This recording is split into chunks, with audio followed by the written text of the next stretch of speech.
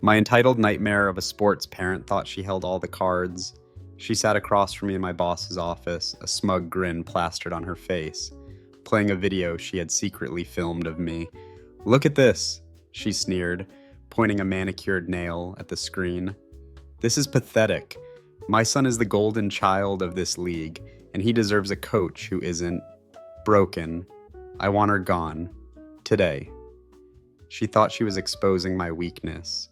She thought her husband's net worth gave her the right to destroy my career because I wasn't recovering fast enough from emergency surgery. She thought she could bully the owner of the club into submission, but she didn't know two things. First, my boss isn't afraid of her money, and second, by filming me on private property and threatening my livelihood. She wasn't just breaking club rules, she was handing me the easiest lawsuit of my life. Watch how this delusional Karen makes a demand that makes her instantly regret ever walking into this office. Hit that subscribe button if you love seeing entitled people get instant karma, and comment down below, what would you do if you caught someone secretly filming you at the gym? Let's get into the story. I need you to understand something before we get to the explosion. My entire life, my identity, my soul, it's all been wrapped up in athletics. I wasn't just a coach, I was an athlete, running, lifting, competing. That was my oxygen. Then my body betrayed me. I had an emergency appendectomy. It wasn't a simple procedure. There were complications. The recovery was brutal. I went from running marathons to needing help getting out of a chair. It shattered me. I had to step back from my own training, and even worse, I had to take a leave of absence from coaching the youth sports program I love. Lying in that hospital bed, staring at the ceiling, I felt like a failure. The physical pain was sharp, but the mental toll was heavier. I felt like I was losing myself. When I finally returned to work, I wasn't 100%, I was maybe 40%. My boss, Dave, is a saint. He told me, "Take it easy, focus on strategy and technique. You don't need to run drills with them yet." But then there was Karen. Karen is the type of woman who treats youth sports like the Hunger Games. Her son, Timmy, is 8 years old, a sweet kid, average skills, just wants to have fun. But to Karen, Timmy is a financial investment. She treats him like a racehorse. She's constantly talking about his market value and how he's going to buy her a mansion one day. She is deeply delusional. A week before the incident, I was on the sidelines, holding a clipboard, still walking with a slight limp. Karen marched up to me, bypassing the "parents must stay behind the line" sign. "Why aren't you demonstrating the sprint drills?" she demanded, her voice cutting through the air like a siren. "I'm recovering from a medical procedure, ma'am," I said politely. "Coach Mike is demonstrating today," she scoffed, rolling her eyes so hard I thought they'd get stuck. "Well, looking at you, it seems like you've been recovering on the couch with a bag of chips. My husband pays a premium for this academy. We expect elite physical specimens, not whatever this is." I swallowed the rage. I bit my tongue until it bled. "We are focusing on the kids today. Karen." She walked away muttering about standards and breach of contract. I should have known then that she was planning something twisted. I just didn't realize she was ready to go full surveillance mode. The anxiety of returning to fitness was eating me alive. Every time I looked in the mirror, I saw someone weak. My friends kept telling me, "It's all in your head. No one is judging you. Just get back out there." So, I did. I started going to the local track, a private facility owned by the club, early in the morning. I put my noise-canceling headphones on. I blasted heavy metal to drown out my own heavy breathing. I was slow, painfully slow. I was doing old man shuffles around the track, just trying to get my legs to remember what running felt like. My lungs burned. My incision site ached. Every step was a battle against my own body, but I was doing it. I was in the zone, eyes on the ground, sweat dripping off my nose. I thought I was alone. The track is surrounded by stadium-style risers. It's private property, usually empty at 7 o'clock. I did my laps. feeling a mix of shame at my speed and pride that I was actually moving. I didn't look up. I didn't scan the perimeter. I just ran, fought the pain, and went home. Fast forward to Friday. I'm setting up cones for the U10 practice. The sun is shining, and for the first time in months, I feel okay. Then Dave waves me over. OP, can you come into my office now? His tone was weird, not angry, but tense. I walked in, wiping my hands on my tracksuit, and there she was. Karen, she was sitting in the guest chair, wearing oversized sunglasses inside, looking like she was waiting for a meeting with the CEO of the universe. She didn't even look at me when I entered. "Sit down," Dave said, sighing. "What's going on?"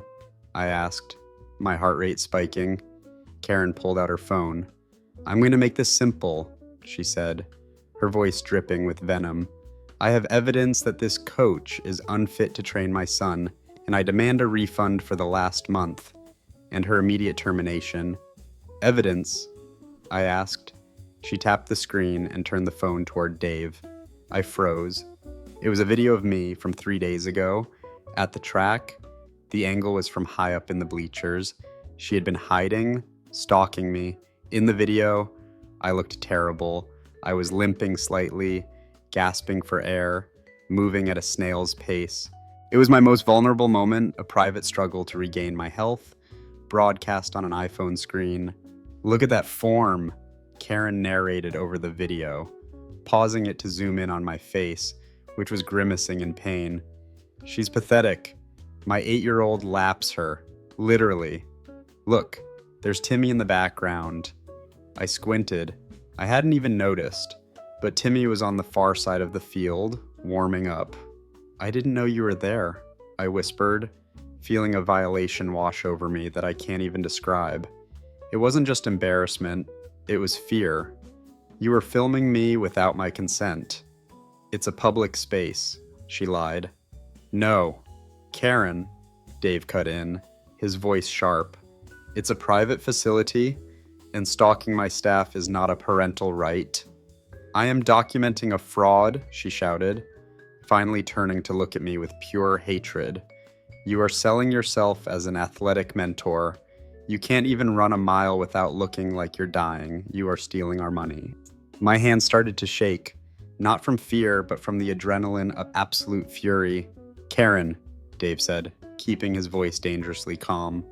"OP is recovering from a major surgery, a medical emergency. She is cleared to coach technique. Her running speed is irrelevant to her ability to teach strategy." "I don't care about her sob story." Karen slammed her hand on the desk. "I care about excellence.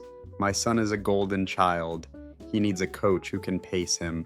If she's broken, throw her away and get a new one." The room went silent.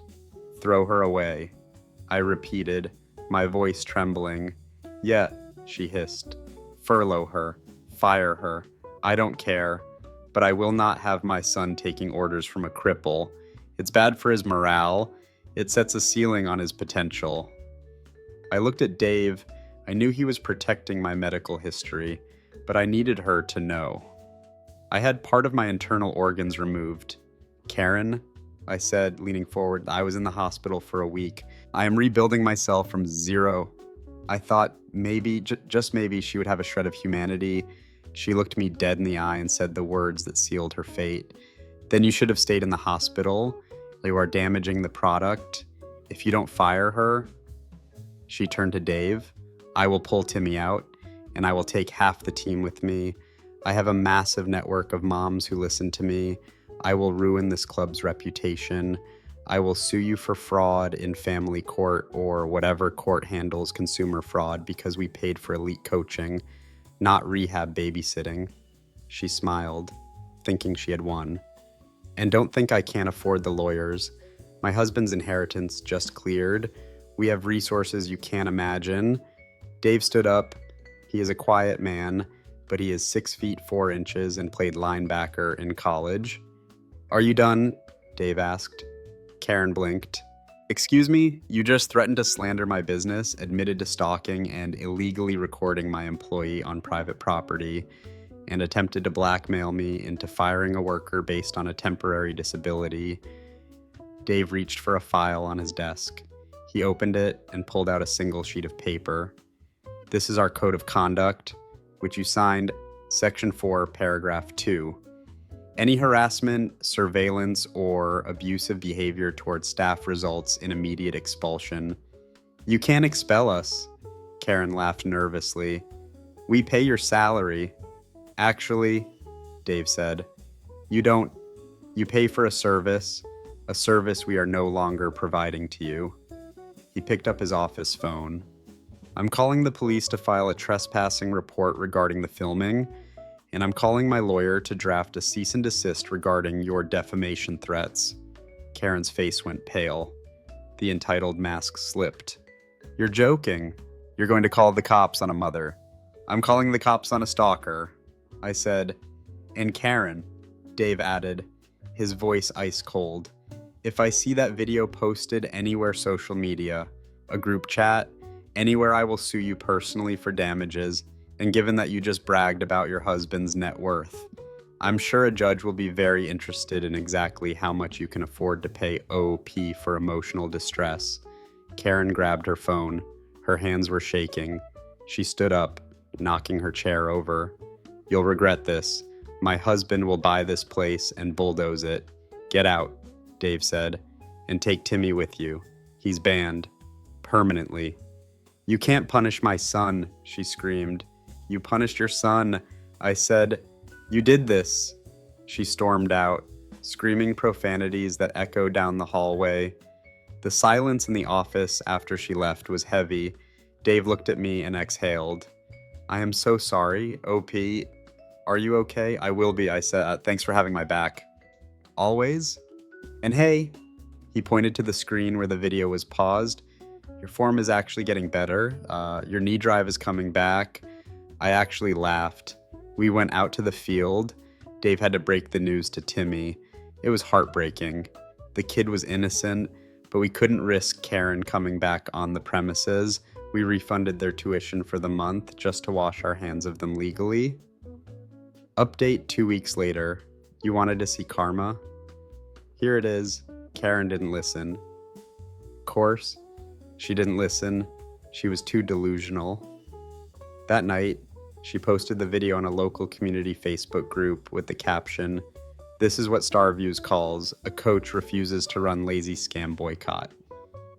She thought the moms would rally. She thought she was the hero. Instead, the internet did what the internet does. People immediately recognized the track. They recognized me. And crucially, other parents recognized her voice mocking a recovering surgery patient. The comment section was a bloodbath. Isn't that the coach who just had emergency surgery? Wow, Karen, are you seriously body shaming a woman recovering from the hospital? Imagine filming someone secretly and thinking you are the good guy. But here is the instant karma cherry on top. Her husband found out. Apparently, the husband is a high-profile corporate lawyer. He didn't know about her campaign against me. He didn't know she was using his name to threaten lawsuits. When the Facebook post went viral locally, it got back to his firm. We received a letter a few days ago. Not a lawsuit, an apology. It was from the husband. He apologized profusely for his wife's behavior. He stated that the video had been deleted and that Karen was no longer allowed to make decisions regarding their children's extracurricular activities. But the grapevine travels fast in our town. We heard through another parent that the husband has actually filed for divorce. Apparently, this wasn't the first time Karen had embarrassed him, but threatening a business and exposing them to a lawsuit was the final straw. Because they had a prenup, and because her behavior is being cited as malicious misconduct, impacting his professional reputation, her access to that precious inheritance and his net worth is looking very slim in the upcoming family court battle. She wanted to ruin my career over a few slow laps. Now, she's lost her gym, her reputation, her husband, and likely her lifestyle. As for me, I ran a 5K yesterday. It wasn't my fastest time, but I crossed the finish line with a smile. And the best part, I didn't see Karen recording me once.